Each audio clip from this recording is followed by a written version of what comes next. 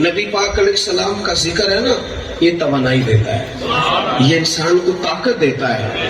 میں اور آپ جس ماحول میں ہے، یہ تبصروں کا ماحول ہے، یہ بحثوں کا ماحول ہے، یہاں ابحاث ہوتی ہے، یہاں ہر روز ٹی ویوں پر بیٹھ کر لوگوں کی پگڑیاں کھولی جاتی ہیں، یہاں لوگوں نے لوگوں کو مذہب کا نام لے لے کے الجھا دیا، تباہی کر دی۔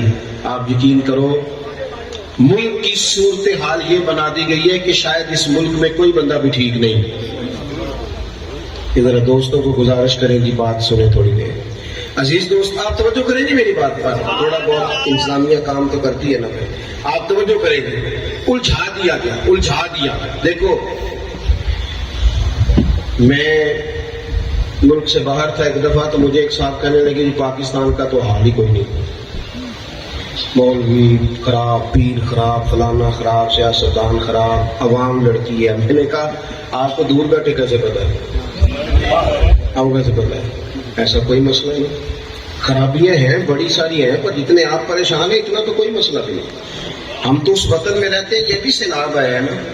میں نے الحمدللہ دورہ کیا ہے، کل میں پھر چلا جاؤں گا اسی علاقے میں، صبح پہنچ جاؤں گا، ہمارا وہاں کیمپ لگا ہوا ہے، سنگی کام کر رہے ہیں، اور بھی کچھ علاقوں میں کر رہے ہیں۔ میں نے دیکھا ہے جن بچیوں نے مشین پہ بیٹھ کے جہیز بنایا نا، محنت کر کے، باغ کمزور ہے، انہوں نے بھی سیلاب والوں کو دے دیا۔ چھوٹی چھوٹی بچیوں نے نکال کے اپنی جیبیں کھا لی۔ آپ اس قوم کو برا سمجھتے؟ یہ تو چند اینکروں نے، چند لوگوں نے بیٹھ کے کہہ دیا کہ خرابی ہے، یہ رحمت للعالمین کی امت ہے۔ ان کے دل کیسے ڈاڈے ہو سکتے ہیں؟ یہ کیسے پوری نفرت ایک دوسرے سے بنا سکتے ہیں؟ یہ بنا دیا، سیاسی فرقہ واریت نے خرابیاں کر دی۔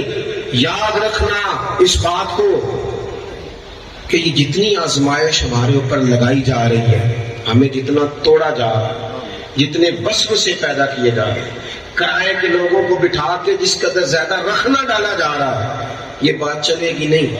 یہ امت جب بھی جمع ہوگی ذکر مصطفیٰ پر ہی جمع ہوگی، حضور کے تذکرے صبح کریں، شام کریں، ہر وقت کریں۔